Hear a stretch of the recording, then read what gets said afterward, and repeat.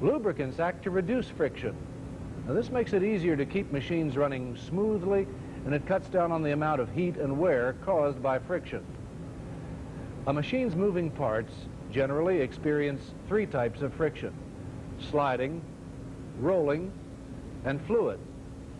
A sliding friction occurs when two surfaces in contact slide past each other. This type of friction offers the most resistance to motion, so machinery is usually built to minimize or eliminate it. One way of building a machine to minimize sliding friction is to place rolling elements between the moving surfaces. This is the principle behind rolling contact bearings. Rolling contact bearings experience rolling friction that is considerably less severe than sliding friction. Still, they must be properly lubricated to reduce heat and wear. The useful life of a rolling contact or anti-friction bearing would be drastically shortened if the bearing were operated dry. Another way to build a machine to reduce friction is to separate two sliding surfaces by a film of lubricant. As long as the surfaces do not touch, sliding friction is eliminated. There's still some fluid friction within the lubricant, but it's much less than sliding friction. Fluid friction is the resistance to motion that exists within a fluid, and it's not as obvious as other types of friction. Besides lubricants' three basic functions, reducing friction, heat, and wear, they perform other jobs. They serve as hydraulic mediums, and they prevent dirt and corrosion-causing contaminants from coming in contact with moving surfaces. A hydraulic medium is like the brake fluid in your car that transfers force from the brake pedal to the brakes on the wheels. In a hydraulic medium, the main function of the lubricant is to transfer force, not just to make things slippery. The presence of a lubricant prevents dirt and corrosion-causing contaminants from touching the moving surfaces. When fresh lubricant flows between moving surfaces, the lubricant tends to flush dirt and contaminants away. Well, now that we've discussed their functions, let's talk about the different kinds of lubricants. There are three general kinds of lubricants: liquid, semi-solid, and solid. Now, liquid lubricants are oils. There are many varieties of oils, and we'll cover them later. Semi-solid lubricants are greases, while solid lubricants include metal elements and several kinds of solid chemicals. We'll discuss these varieties later. For now, remember that lubricants can be liquid, semi-solid, or solid. Well, to wrap up, lubricate means to make smooth or slippery, or to apply a lubricant. A lubricant is a substance that reduces friction, heat, and wear. By doing so, lubricants help machine parts work properly. We'll take some time now to go over all of the material and clear up any questions or problems you might have.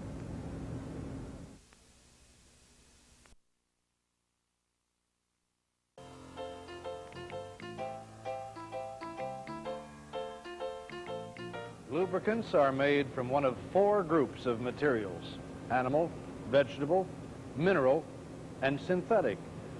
Originally, animal and vegetable lubricants were the most widely used, but they've been almost completely replaced by mineral and synthetic types, neither of which decompose as easily. Animal lubricants include those made of fats from animals like cattle, sheep, or hogs, and lard is one example of this kind of lubricant. Animal lubricants can be labeled by the kind of animal fat used and whether it is hard or soft. The lubricants made from vegetables are vegetable oils. Processing various vegetables produces lubricants like olive oil, castor oil, linseed oil. Mineral oils are petroleum products and come from refined crude oil. Most of the lubricants you'll work with in your plant will be mineral oils. Because of their stability, mineral oils perform their lubricating functions under high temperature and pressure. Synthetics are man-made lubricants. They're manufactured from a mineral oil base or from other non-petroleum-based substances. We'll talk about some of the other substances a bit later. Right now, though, we must understand the four common properties of these lubricants: viscosity, flash point, fire point, and pour point. The viscosity is a measure of the resistance of a fluid to flow. A thick fluid, like the oil here, has a high viscosity, while a thin fluid, like this oil, has a low one. The thinner the fluid, the lower its viscosity. Choosing a lubricant with the right viscosity is important because a lubricant that is too thin will not work properly, while one that is too thick will cause too much fluid friction. Viscosity is related to fluid friction. A liquid with high viscosity will produce more fluid friction than a liquid with low viscosity. Too much fluid friction causes overheating, makes it harder to start a machine. Choosing the lubricant with the right viscosity is complicated because viscosity is affected by the fluid's temperature and pressure. Higher temperatures mean lower viscosity because lubricants will thin as the temperature increases. On the other hand, if the lubricant thickens from lower temperatures, it will not lubricate properly and a thinner one must be used. Now the oil here has been heated.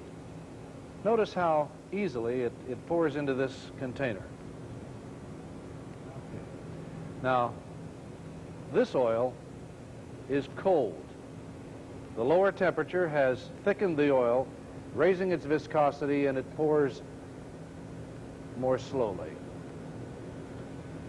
Now, if a lubricant is used where temperatures change rapidly, the viscosity index is important. The viscosity index is a measure of how thick or thin the lubricant gets when the temperature changes. Viscosity index helps in choosing what oil should be used under certain temperature conditions. An oil whose viscosity changes a small amount when the temperature changes has a high viscosity index. If an oil's viscosity changes greatly as the temperature changes, it has a low viscosity index. The pressure's effect on viscosity is the opposite of temperature's effect. When pressure goes up, viscosity also goes up.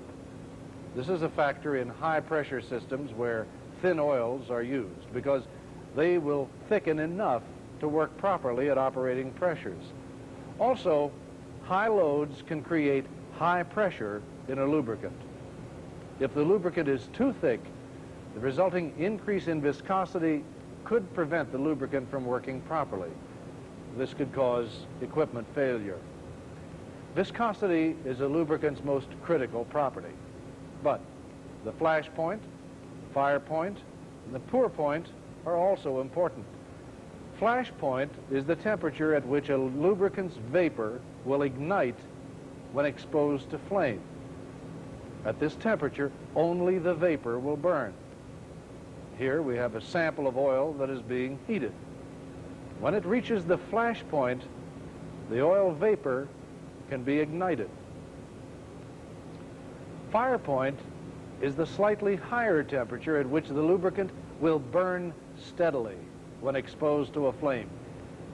This occurs because enough vapor is created to cause continued burning. Both flash point and fire point are important to know for safety reasons.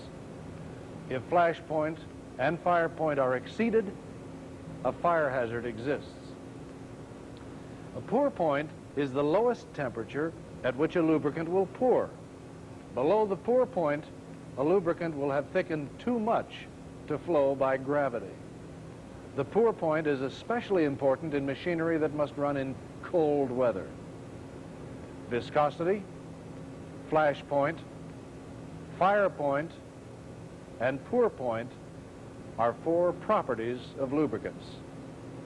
Now it's time to discuss the factors that determine lubricant selection. Basically, four things must be considered: pressure, speed, temperature, and environment. Pressure affects the selection of a lubricant because it changes a lubricant's viscosity. The greater the pressure, the greater the viscosity. Speed is a selection factor because there is a higher rate of wear at high speeds than at slower speeds. As a result, a lubricant used in a high-speed situation must be able to handle extra punishment. Temperature, like pressure, affects a lubricant's viscosity. Both normal temperature and any possible variations must be considered when selecting a lubricant. This is where the viscosity index comes in. Flash point, fire point, and pour point help determine the temperatures at which a lubricant can be used. The lubricant's surroundings or environment is the fourth factor. Certain lubricants are better in dirtier or dustier areas, and there are other environmental considerations. These include whether the equipment is mobile and what kind of atmospheric conditions exist.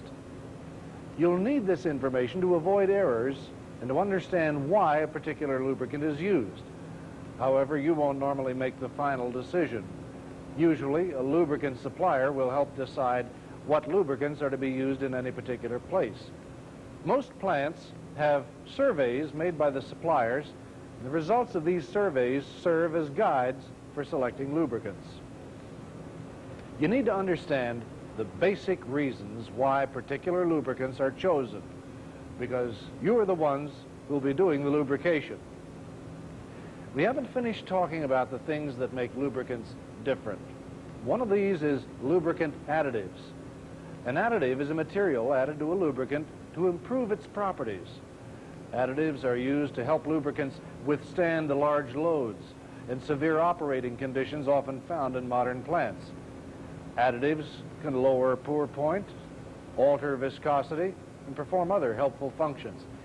Keep in mind, though, that additives in lubricants may not be compatible. When adding lubricant to a partially full system, the same type of lubricant must be used. Never mix different lubricants.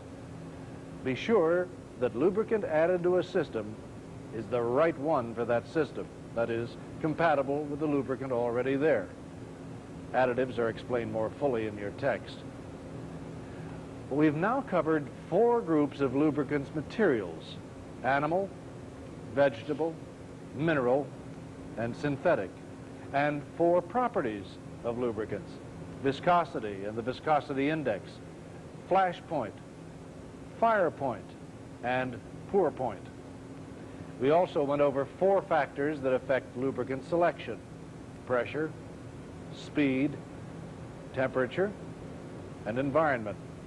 So why don't you take some time now to read through all of the material we've discussed so far.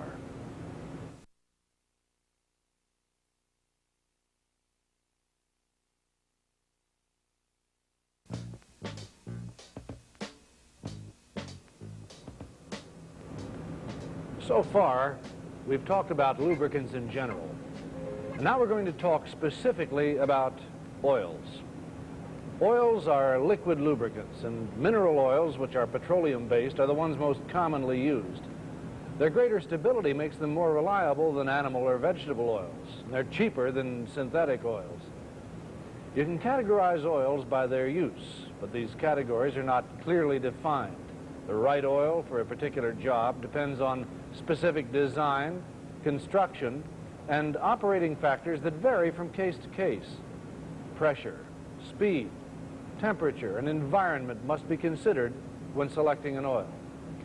We'll separate general purpose oils into 4 categories: circulating, gear, engine, and spindle oils. Each of these are used differently and may have different properties depending on their use. Circulating oil can be divided into 2 types: circulating lube oil and hydraulic oil. Both of these are classed as circulating oils because they circulate through a piping system or move freely within a closed area. Sometimes the oil in one system is used for both lubrication and hydraulics. For instance, steam turbines are built to use the same oil for lubrication and hydraulic control. However, these oils are not always interchangeable. Gear oil is a general purpose oil because it has many uses. Often, gear oil will be high viscosity. There are many kinds of gears, and each can be used under a variety of operating conditions. Now, those operating conditions determine the characteristics of the lubricating oil used. Gear oils almost always contain extreme pressure additives, so they can operate under high pressures that occur when gear teeth mesh. Engine oil is also used in different ways in various engines and machines. An engine oil is likely to be used where the working environment subjects the oil to severe conditions. Severe operating conditions make it necessary to periodically replace the oil. Spindle oil is used to lubricate bearings on small shafts, especially when the shafts are turning at high speeds. These shafts are often called spindles. Spindle oil is highly refined mineral oil with low viscosity. It can be used for lubricating delicate instruments and other sensitive equipment. Besides the 4 general purpose oils, there are different special purpose oils. Special purpose oils have characteristics that make them suitable for specific service conditions. Some of these special purpose oils are covered in your text. Remember, though, that every oil has a special purpose because each oil's characteristics are considered before the oil is used under certain service conditions. Now that covers some of the classifications of oils. Now let's discuss the most important way that oil provides lubrication: film lubrication. Film lubrication is the separation of moving and stationary surfaces within a bearing of an oil film. It is the preferred lubrication method in any bearing. A bearing built so that surfaces can be separated by an oil film will carry more load than a bearing whose surfaces rub against each other. Now let's take a look at how this works in a plain journal bearing. A plain journal bearing consists of a bearing sleeve which surrounds a shaft. The space between the bearing and the shaft is filled with lubricating oil. When the shaft is at rest, most of the oil is squeezed out from between the shaft and the bearing by the weight of the shaft. When this happens, the bearing and shaft are in metal-to-metal contact. When the shaft begins to roll, its motion drags oil underneath it. Oil sticks to the shaft as it turns and is carried between the 2 surfaces. The shaft is lifted away from the surface of the bearing by a film of oil. As the rotational speed increases, more and more oil is drawn under the shaft. It forms a wedge of oil that keeps the surfaces of the shaft and bearing apart. This wedge-shaped oil layer supports the shaft and prevents it from touching the bearing surface. Oil is also used to lubricate anti-friction or rolling contact bearings. Here, full film lubrication usually doesn't occur. Only enough oil is supplied to keep the bearing surfaces wetted. There are 2 reasons for this. The amount of friction produced in an anti-friction bearing is reduced by the rolling action of the bearing's balls or rollers. Since very little sliding takes place, not as much lubricant is needed to reduce friction. The other reason is that too much oil in an anti-friction bearing could make it overheat.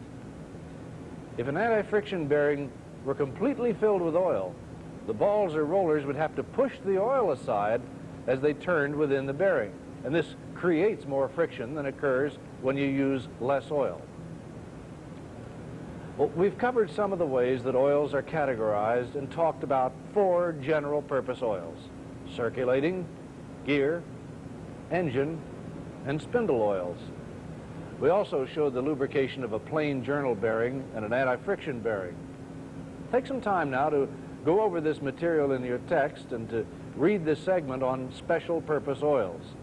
Oh, now is also a good opportunity to talk with your instructor about any problems or questions you have.